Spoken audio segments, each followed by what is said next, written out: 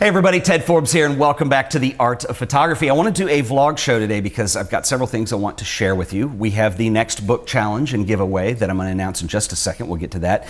And first I want to talk about this guy. This is a Sony a7S and this is one of the newer mirrorless cameras from Sony. And you know, for a long time now there is a very specific application that I want to do for the show that requires me shooting in really low light. And I'm not going to tell you what that is just yet because I want to make sure this is going to work and get to learn the camera a little bit more. But I got into the Sony recently because this is very much designed to be an incredible low light camera, and it is. I've been working with this for about 2 weeks now, and it is amazing in very low light, and I'm really excited about that. It does really well in regular light as well.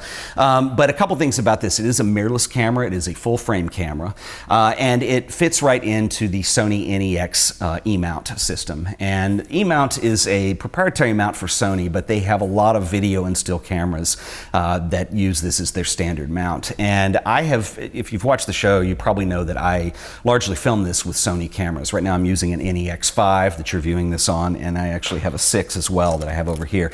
And you can see that size-wise it's pretty comparable. I really like these little Sonys because you can get them in a lot of places. They're very portable. They're really easy to do. And then I've got a bigger Sony camera that I use as well, but they all use the same lens mount.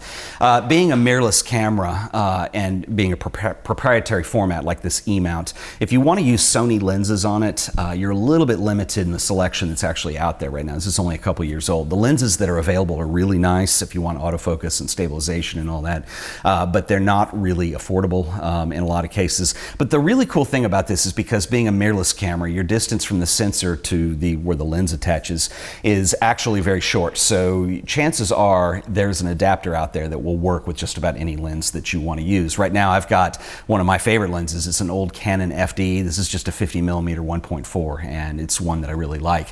So it's got an FD adapter. If you want to use your FD lenses, you can get Nikon adapters, Pentax, you name it, you probably have it. So anyway, that's one thing that's really nice about this. As far as the ISO goes, and as far as the low light performance, what I like is that it does have capabilities to capture at extremely high ISO ratings. And what's really cool about that is not that you would want to go out and shoot in pitch black, but a lot of times with things like the Canon 5D, if you're doing video on that, you still, depending on how little light you have, end up using very open apertures on this. And so you have a very shallow depth of field. And sometimes you want to shoot in low light, but still have a wider depth of field and be able to shoot it like f8 or f11 even. And this camera does allow you to do that. I've been very impressed with it so far. One of the keys that I think is really cool on here is Sony have introduced into this camera what they call picture profiles. And one of these picture profiles that comes preset in here is what is known as an S-log profile. And S-log basically, without getting too technical on here, it's a profile that's set up with a shifted gamma. So what it's able to do is use a gamma that looks pretty low contrast, but what it does is in low light, where you have a lot of contrast, like at night if you're shooting in the dark where you have like shadows and then bright highlights, is it compresses those into a workable dynamic range. And it looks a little low contrast and muddy on the end when you go to edit it, but it does allow you to use what they call lookup tables or LUTs, and or you can make your own, and you can make a lot of adjustments to get it looking less muddy and low contrast. And I've been very impressed with this. Last night I went up on the roof of the studio and just shot some images of downtown Dallas using video, and I was very, very impressed with the results and the low noise that you get at really high ISOs. And so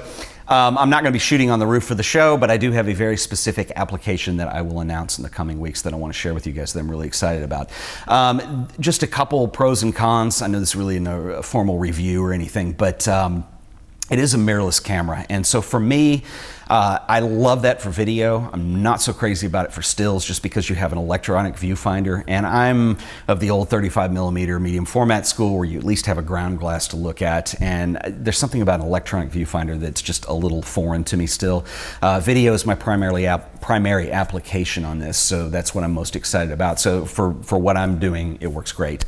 But if you're looking into mirrorless, just know that it's going to be very different than what you're used to with an SLR. And that could be good or bad depending on what you're into and what you're comfortable with and what you like. But anyway, I love the size, I love the compactness of it. The low light capabilities are phenomenal.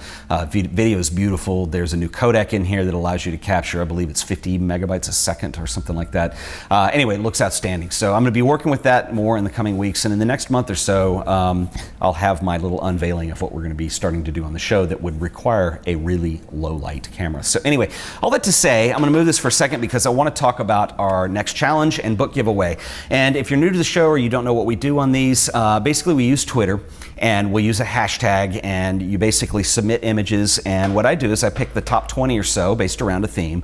We'll review those on the show, and I'll pick a winner to get the book. And so this time around, our book is going to be this wonderful Charles Sheeler, the photographs book. And Charles Sheeler was an amazing photographer. He's known primarily as a painter, and his painting style was not unlike what he did in terms of photography.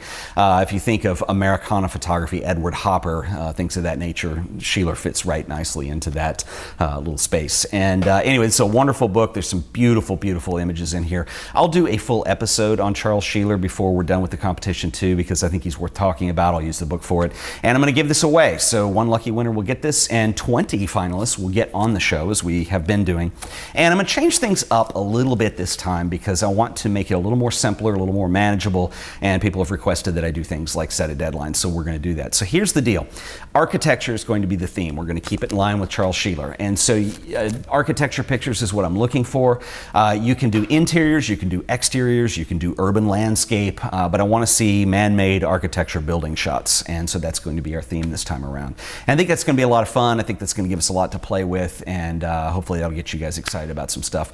We are going to have a deadline set on this too. And so here's the whole thing of the competition. What you want to do is you want to tweet the hashtag. And so you want to tweet your image and then use a hashtag, because I'm going to use the hashtag to search for the images, and also that's how other people find them if they want to look at all the submissions. So the hashtag is #AOPBG. That is AOPBG for Art of Photography book giveaway.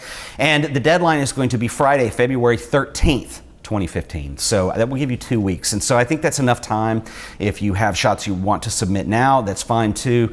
If you have something you want to create for this book giveaway, then that's certainly wonderful too, and you'll have 2 weeks to do that. I'm going to put a limit on it this time, and I want to put a limit of 3 images per person.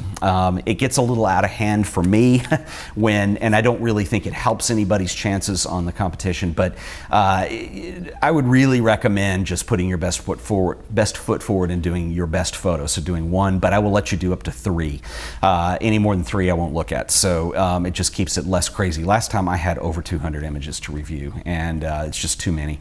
So anyways, that's what we're going to do. You have 2 weeks to get this done, so remember to tweet your image. You can describe it, you can put something in the tweet, you can @reply me if you want. My Twitter handle is @TedForbes. Make sure you use that hashtag in there, #AOPBG, so that way we know how to look for it. And anyway, so that's how we're going to do it. You have until Friday, February 13th, 2015 to submit these, and I will at that point close the polls, and we will select the winners and do the show and give away the book. So anyway, without further ado, that is going to be the Twitter contest of the month here. So anyway, guys, thank you for watching. I will see you in the next episode. We've got a lot of cool stuff coming up, some more photo lit stuff, and I've got some more tutorial-based things that I'm working on that we haven't gotten to in a while, process-oriented things, and so I'm really excited about all those. So until the next time, this has been The Art of Photography. I'll see you guys in the next video. Later.